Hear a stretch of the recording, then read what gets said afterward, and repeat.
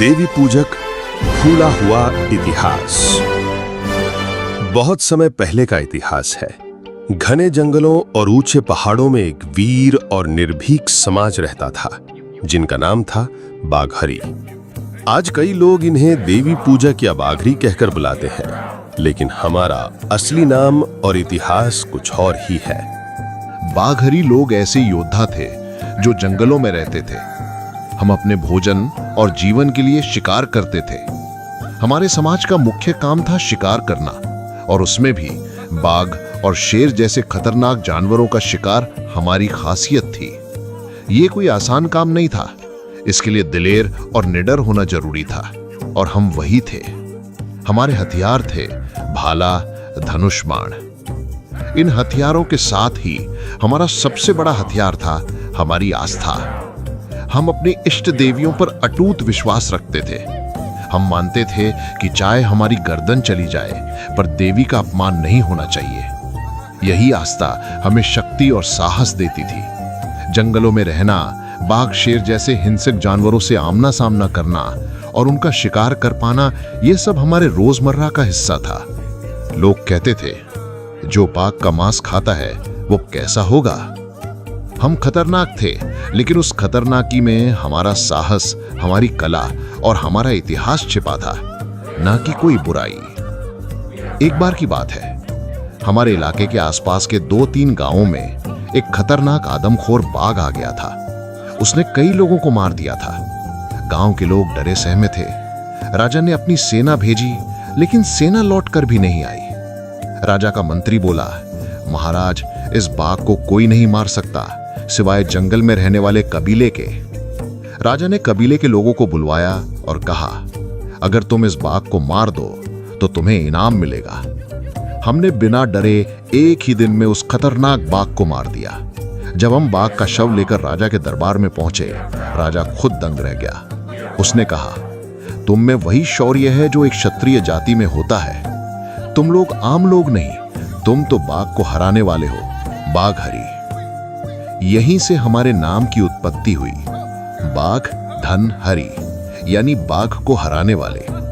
राजा इतना प्रभावित हुआ कि उसने आदेश दिया कि इन बाघरी योद्धाओं को गांव की सीमाओं पर बसाओ, ताकि जब कोई जंगली जानवर गांव की तरफ आए तो यही उन्हें रोकें और शिकार करके गांव की रक्षा करें। तब से बाघरी लोग गांव की सीमा पर रहने लगे, जंगल और गांव के बीच एक ढाल की तरह। जहां बाकी लोग डरते थे, वहीं हम डटकर खड़े होते थे। राजा ने पूरे राज्य में घोषणा कर दी, बाघरी लोगों के बिना शिकार करना नामुमकिन है। जब भी राजा या उसके मंत्री शिकार पर जाते, वे बाघरी योद्धाओं को साथ लेकर ही जाते। राजा और लोगों को पता था, बाघरी में बाघ की ताकत है। फिर समय बीता और अंग्रेज भारत आए। उन्होंने यहाँ की कई जातियों को डराकर, लालच देकर ये चालाकी से झुका लिया, लेकिन बाघरी उनकी बातों में नहीं आए। हमने कहा, हम क्षत्रिय हैं, हम झुकेंगे नहीं चाहे जान चली जाए। अंग्रेजों ने बहुत कोशिशें की। वे बार बार दबाव डालते रहे, डराया, धमकाया, पैसे और जमीन का लालच दिया, फिर धमकियां दी, फिर बंदूकें तानी, लेकिन बाघरी नहीं माने।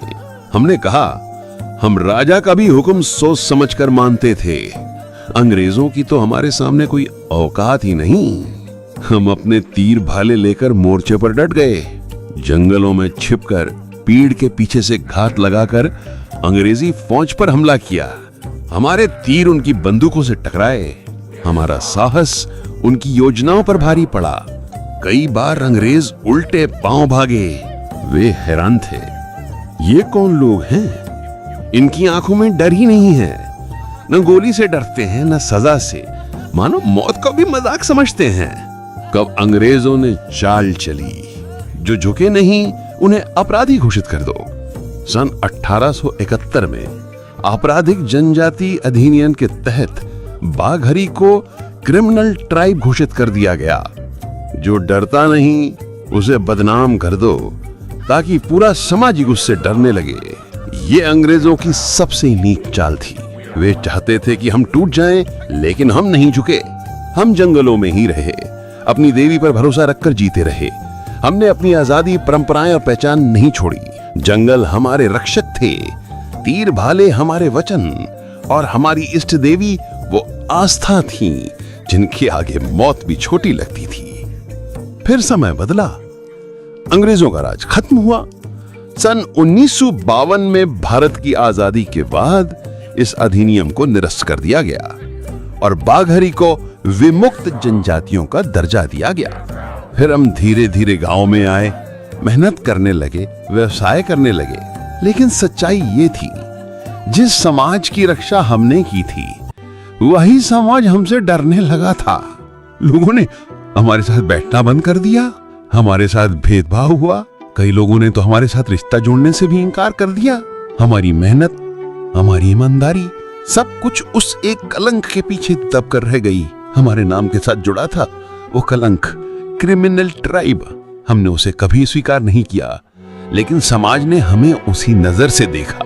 आज हालात ऐसे हैं कि दूसरे लोग हमारे समाज का अपमान करते हैं, हमारी बहादुरी पर हंसी उड़ाते हैं। जब उनके घर में कोई बच्चा शरारत करता है, डरफूक बनता है, तो वे गुस्से में ताना मारते हैं, तू क्या बाघरी है? बाघरी जैसे दिमाग है तेरा, तू तो निकला बाघरी। हमारे समाज के लिए बाघ से लड़ना इतिहास था, पर उनके लिए अब बाघरी एक मजाक बन चुका है। और सबसे बड़ा दुख तब होता है जब हमारे ही समाज के लोग जब अपने बच्चों की जाति बताते हैं, हम बाघरी हैं, तो सामने वाले हंस पड़ते हैं, अरे तुम बाघरी है, हमें लगा कोई जाट बाट हो तुम। बाघरी भी कोई जाट होती है? ये वो समाज है जिसके गांव को हमारे पूर्वजों ने बाघ से बचाया था, पर आज वही समाज हमारी जात का नाम सुनते ही हंसता है। लोगों ने हमारी बहादुरी नहीं देखी, बस हमारा टैग देखा, हमारे नाम से ही डरने लगे। बाघ को हराने वाले बाघरी को लोग बाघरी बुलाने लगे, जैसे हमारी पहचान को काट कर छोटा कर दिया गया हो। बाघानी नाम में जो गौरव, वीरता और इतिहास था, वो धीरे धीरे लोगों की जुबान और दिल दोनों से मिटता गया। बाघरी अब एक मजाक बन गया। बोलने वाले भी मुस्कुरा कर कहते, अरे बाघरी हो क्या? जैसे बहादुरी नहीं, कोई गलती हो हमारे समाज में पैदा होना। लेकिन हम बाघरी थे, हमने अंग्रेजों की रोटियां नहीं खाई, हमने अंग्रेजों की चाकरी नहीं की, हमने उनकी गुलामी को न स्वाभिमान माना न समझौता। हम भाले लेकर उनके सामने खड़े हो गए।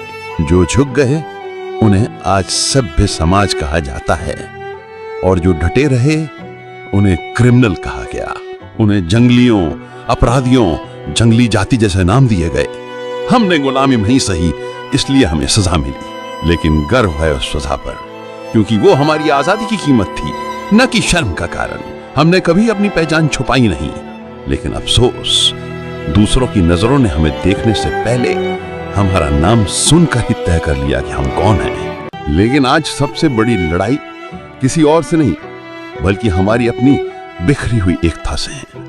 हम पहले एक समाज थे, एक सोच, एक परंपरा, एक जज्बा।